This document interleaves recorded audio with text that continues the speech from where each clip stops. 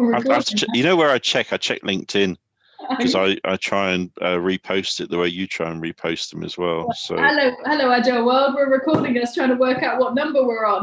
Oh no, you meanie! That's terrible. Why you do that to me? Hello. Oh, this could be our bloopers. Charming. I don't know. I am not. I don't put you down when you get it wrong. I just point out the obvious. That's fine. Now it's. Now we've got proof. This is what we have to do at the very beginning. What number are we on? And do you know why that is? It's because we have so much fun. It's like we've been doing this for years. I know. I don't know. How's it going? We're kind of sort of midpoint in the festival. We're actually slightly over midpoint in the festival. I think that everyone that's working in the center of the team is utterly shattered. Oh, do you know what? If we could release the WhatsApp group, I'm starting again. It's happening again. The voice notes that we had on WhatsApp. That was hilarious last night. But yeah, I've already asked one of the people that spoke if I can use that as an intro to a tech talk, which I can't remember exactly what he said. It said something like, shut up, you hippies. Well, the fact that it got to a stage that my husband had to record a note saying, excuse me, I'm taking my wife, I'm putting my wife to bed now because she's that exhausted. But it's good exhaustion. It is good exhaustion. Well, if you are going to get up so early for work and then stay up late for everything to do with Agile20Reflect, then it's your own fault. It's self-inflicted. Yeah, but it's because I enjoy it so much. It doesn't feel like work. I absolutely enjoy every minute. We all feel like that. Right. Well, let's talk about someone else's problems then. Meetup. That was shocking and hilarious and raised lots of questions last night. I mean, whoa. I think the first thing was the panic that happened. Like literally everyone was like, hang a minute, meetup's not working. What's going on? Hang a minute. And even I jumped on and thinking, does it work on the app? No, it just went kaboom. It's like, what? Did we break it? I don't think it was us. I think it was someone else. It would be nice to think that we've been that successful that we broke Meetup. Well, I think it was one interesting question that came up was, should we have red teamed it? And actually, the things you can't red team everything. And we didn't prescribe the use of Meetup from the festival side. So this is good on lessons learned, is we now need to make sure next time that we have a backup functionality for what needs to happen. But also, we live in the real world. You know, at the end of the day, these things do actually happen. We had it. Scott had it a couple of nights ago. No, not last night. The night before, where the URL wasn't working for Zoom on Meetup, yeah. And that's happened a couple of times. So we know that we need to look into that, see what's happening. Is it something we're doing? Is it something that's Meetup doing? Is it a copy and paste function? So, I mean, I did actually start creating a backup for the entire festival on another site. But once we got to 170 events, I just couldn't keep up. And so normally what I would do is, so there used to be a site called Lanyard that allowed you to put up your events and you could build your entire events, your organizational and festival events system on their system, as well as having your own website. So in case your website went down, then that would cover it. And that no longer exists. I don't think it made any money. It was bought out. It was a nice piece of tech, but I don't think it made any money like lots of other nice pieces of tech. So I think the biggest problem we might have would be if our website went down, because that holds all of the events. And then after that, what ancillary systems are people using? I think maybe next time, if we do anything like this again, we don't have those third-party sites controlling the audience interaction. We maybe put it onto our website so that the audience can be contacted, because we don't actually have access to the audience. Yeah, well, there's a lot of lessons learned that we can actually pick up from this, and we're going to be doing a couple of events on that. So for our participants to let us know, but also we're going to be doing it internally on improvements, because you can always improve, and we're agile. Yeah. So we can improve on that side. So I think that's going to be interesting. But yeah, meetup, that was a big thing yesterday going down. We were all exhausted anyway. We were all having a laugh and a giggle, and then that came up and that just kind of hit us all. I was surprised that I didn't get hit with Karl, what are you going to do to fix it? And I'm like going, I had a quick think about it. What can I do now? Well, not very much really, apart from contact the hosts and ask them to give me all their links, and I put them up on a flash page on the site. But by the time I would have done that, Meetup was back up anyway. It wasn't down that long. I think it was down for what, about 15 minutes? I don't know. I think, yeah, no, it was only down for 15, 20 minutes. It wasn't down for I'll go and check the outage stats and find out how long it was out for. But yeah. I actually have it on my phone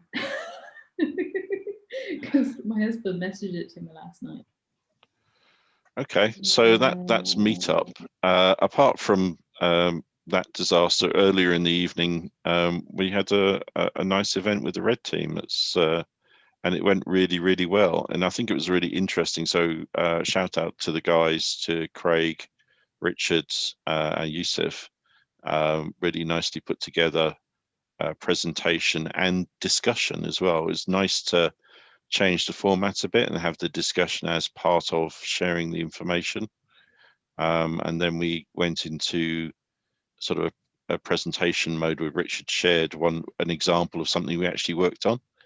You know, should the festival accept money? Yeah.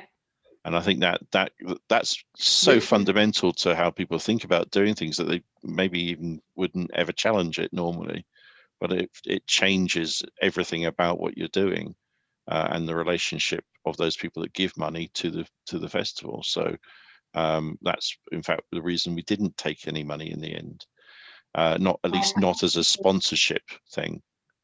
But we are still collecting donations. Please donate here. Please donate here. I am going to give Richard Cornelius a shout out because he is the Miro king. He literally is the king of Miro. Absolutely. Every time I have a problem with Miro, or Miro, everyone says it wrong. He is the king of it. And as soon as he brought that up last night, I was like, you go, Mr. Cornelius. Yeah, it was really good. And he actually got silent. And he was able to, when someone else brought up another version that we might interrogate, was able to make it on the fly, which is, you know, the whole point of something like Miro. So, so that was good, and it went so well that people want to do it again, but they want to do more of a workshop. They want to have more of an experience of, you know, things like the 10th man, you know, different methods, I'll call them, but they're really sort of artifacts to work your way around about how to create that contrarian thought process. And they're really interesting. And the reason I got involved with it because they called themselves heretics. And I thought, well, I'd like to burn stuff down, only to build it up again. And this is what people don't realize about creating anything. There is usually a clearing away of the old rubbish before you build stuff. And the way the farmers do it is they burn it off. So I think it's really good, and it's been very helpful to the festival to actually have that mindset available, that is not rose tinted glasses all the way through, but really sort of digging through the potentials and actually making those potentials available to decision makers, because Red Team doesn't decide anything, but it does make the landscape clear. It removes the fog of war, which is where it actually comes from. I remember when I first joined Agile20Reflect, and I kind of came through Scott and Richard Cornelius, and I used to ask him what he did, and when he described it, I'd be like, you've got the coolest job in the world. You basically work out how to break stuff and how it could possibly break. And I said, you're in the coolest team ever. And I said, can I join? He's like, no. I was like, oh, well, you said you couldn't join. I just turned up. I was beamed for other areas, and I'm glad the area that I've got now. So I'm beaming and learning in that area. So yeah, actually it was a better advantage for me. So when's this event going to be? Don't know. We're trying to work it out now. The problem with the last week of the festival is that we've all got things going on. I'm hosting on Tuesday, and I'm speaking on Thursday. Or Friday. I can't remember when I'm doing it. My calendar tells me what the day is and what's happening in it. I'm hosting on Tuesday as well. What time's yours? I'll make sure it's at the same time as yours. No, it's I think I don't know. I don't know. It's till 7 o'clock mine is. So I have an event called FAR, Personal Agility, 6 till 7 on the 23rd. I've been to all yours. Is you suggesting I need to attend this? What? 7 till 8. Oh, just afterwards. There you go. I get the feeling this is the invitation at the point of a rebuke. Okay, remind me nearer the time. Anyway, Yeah. that's the same evening as the trustees meeting. So are you doing yours instead of the trustees meeting? You're doing a Shelby. Yeah, but I'm actually hosting a session. It's different. Shelby won't be on the trustees meeting because she's facilitating. That's brilliant. Yeah. Okay. Well, no, because it's a really good one because it's around personal agility and using agile in your personal life, but it's also with my really good friend Cynthia. Now, Cynthia lives in Texas, so bless her. I spoke to her earlier. That's bad out there. She's safe. She's warm. She's doing well. She's got no internet at all, so we had to do a quick Zoom call from her phone to kind of go through the presentation and everything we were running. But we'll kind of do a little tweak of how it is in America and how it is in the UK, because there are some differences. And when we talk to each other, we spend a lot of time saying, oh yeah, well, this is how it is over in Texas, and it's like, well, this is how it is in the UK. So we're going to do like a little bit of a split of a UK to Texas or UK and America. So there's going to be a little bit of that. So yeah, that's what I'm doing on Tuesday. There you go. I got my plug in. So just to make you aware, and I had an event that was that I originally was going to host on Tuesday, but it clashed with the Red Team event, so that's been bumped to next Tuesday as well, because one of the people that's speaking is based in Austin. Yeah. Now, the forecast is, and it was forecasted 3 weeks ago. There's 2 storms going to hit Texas, not one. That's what we're worried about. So I had a catch up with her today. I said, if worst comes to the worst, we'll move it.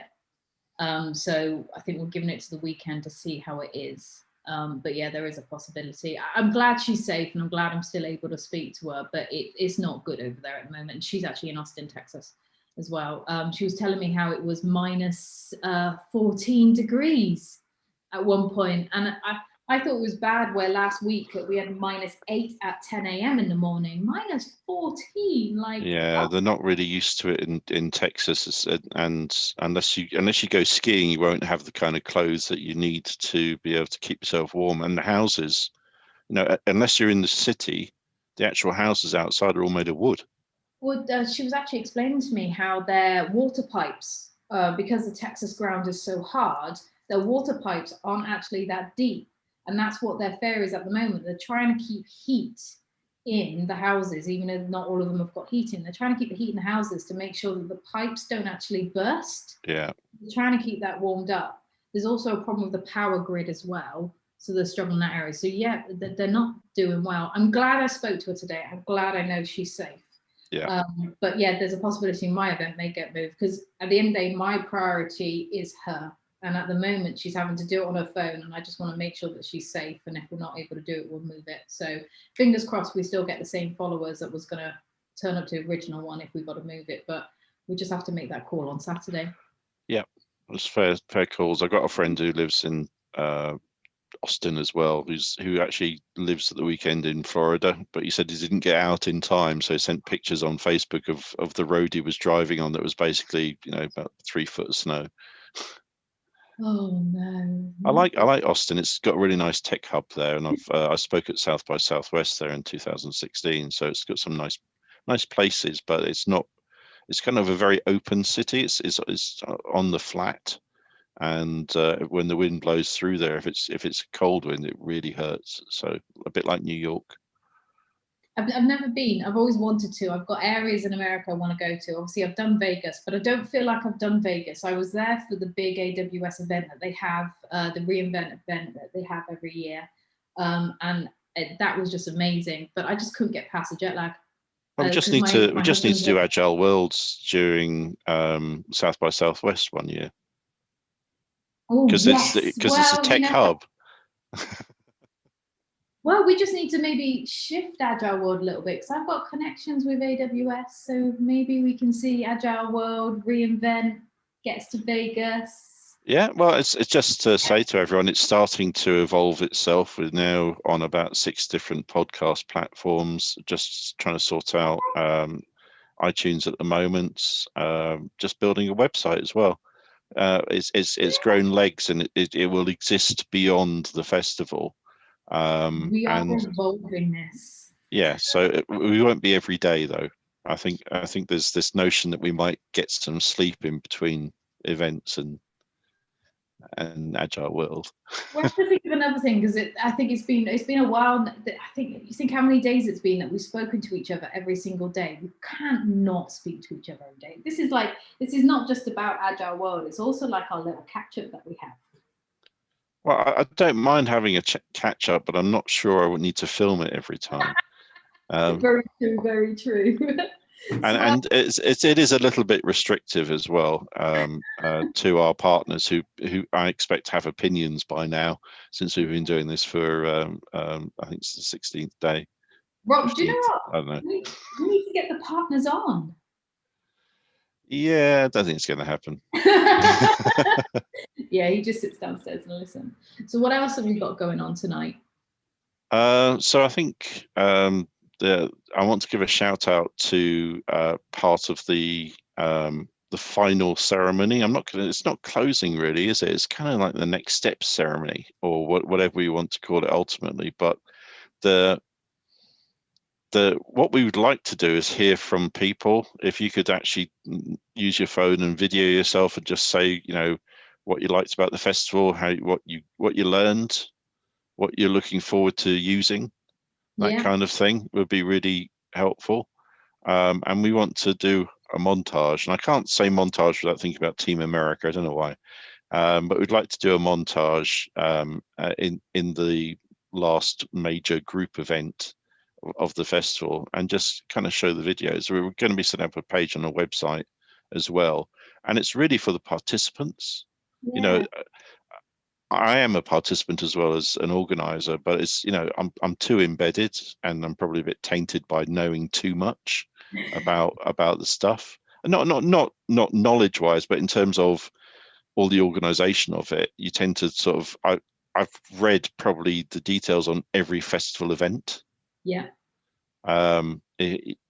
Even the Spanish ones I've taken through a translator, and the Vietnamese ones I've run them through translators to try and make sure that they're on target with what we're trying to achieve. So I think it'd be nicer to hear from the participants. If you've been to events, we'd love to hear your thoughts, and what should we do next as well, because we've done all of this. We don't want to go down the routes of becoming a membership thing. There's many great sort of membership things, but what we have seen here is a galvanization of the community, which for me in Agile, it's the first time I've seen it. So do this on such a minimal budget, and actually your donations, all our donors, has actually been an absolute benefit for what we've been able to achieve on such a small amount, and still are achieving, is something that so many places have not been able to do. But we haven't been able to do it without our donors. We haven't been able to. The donations that we've been getting to help us out, it's not just us doing this free of charge outside of our work hours. It's also, there's things that have actually cost. So if we didn't have those donations, we wouldn't be here. So we are and thank you very much. And we keep saying it because we are extremely grateful for it. I think that, there's 2 key areas that donations go to. One is to pay for Zoom licenses for large events, because, most people go, if you have a meetup, you kind of expect 20 to 30 people to sign up and about 15 people to turn up. If that was in the flesh thing, because I've been in meetups before, which is good. That's actually good, because you get the right 15 people and you have a great time. But we're having events come up and people are going, oh, I'll be happy with sort of 10 or 15 people, and they're getting 120 people sign up. And the licensing around systems like Zoom, and I'm sure there are other ones, means that other platforms. means that you have to have a certain kind of license, and you have to have a certain level of expenditure. And so what we've done is we've got 3 licenses from the festival, through the donation money. And the other thing is to get the word out there. It's even now I'm hearing about people who are really involved in Agile only hearing about it last weekend. Yeah, still. And, yeah, so people, getting the word out that it's not a club, it's not a private thing, it's not, you don't have to pay $700 to be a member to come to it. And unfortunately, I didn't realize this, but there are 3 or 4 actual Agile events on in the month of February where you have to pay to go to them. Really? So sorry to those conferences if you planned them at the same time. We weren't trying to take away your audience, but this is supposed to be a once in a lifetime thing to celebrate 20 years of Agile, but we're not charging anything for any of this. And as we said last night with the people from Africa, there's a chance here that you can use this as a springboard to galvanize business, to get people on board into using Agile. And all the learnings and everything, and everyone can get it. But yeah, that's what one area of our donations have actually gone to. And it has been helpful, at least for those people that were hosting the events. They haven't had to fork out because they never expected to have so many people, which is absolutely amazing. And it's also great because they don't have to turn anyone away, because there's nothing worse than actually getting that achievement where you've got so many people that want to join your event and then you've got to turn them away when really you don't want to. So having this access has actually been really helpful. Yeah. So what have you got to?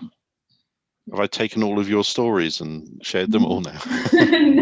No, I'm wary if you're going to bring something else up, but no, I'm going to be good. I'm going to have a rest. I've got some long working hours this week.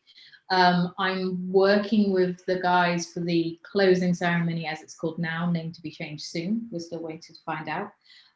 So I'll be doing a bit of work on that this evening, and then I'm going to have a peruse on some of the events and see if I can have some in the background that I can listen and learn while still doing my work. But I'm going to be good. I'm going to go to bed at a decent time and not get to the stage where I'm like I was last night. I shall be messaging your husband through LinkedIn to check that you are not wiped out, just to let you know in advance. You might as well just, I could have just given you his number, it would have been fine. He'd probably appreciate it. Yeah, he'd probably turn around and say, you tell her, she's not listening. Well, I'm going to tell you now, and I've said this to quite a few different people in the ambassadorial areas, is remember, it's your family first, then work, then the festival. Because if your family don't want to see you ever again afterwards, then you've kind of done it the wrong way around. No, I'm quite lucky because he's still working at night, but my husband gets to stay in bed a bit longer than I do, so that's where the sleep pattern actually changes. But no, I'm just enjoying it so much. It's like, I don't know, I'm actually addicted. I think I'm addicted to Agile20. Scott will love that. This is for you, Scott. I'm addicted to Agile20. Scott, you have created an addiction in Sabrina that we now need to get some deprogrammers in to. Oh God, this is it's the cult of Agile. This is going another direction tonight. No, I'm going to be taking a bit of a rest. I'm going to have a look at some things in the background, and then obviously. That's just me. I don't feel as tired today as I did yesterday, so that's a good sign. So excellent. I think we're done from Agile World, unless you've got any other items. We neither of us have had a chance to go through the calendar, so we're not going to do that bit tonight. Okay. But otherwise, thank you very much for listening in. Oh, one more. We're going to actually have over the next couple of days some participants actually joining us. Ooh. So, yes, and actually I think maybe we need to do a little bit of a flip around and we interview them and then they interview us. I don't know if I'm that interesting, but carry on. Yeah, you are. Right, I'll catch you later on, my darling. Thank you very much, everybody, for joining us. Thanks, bye.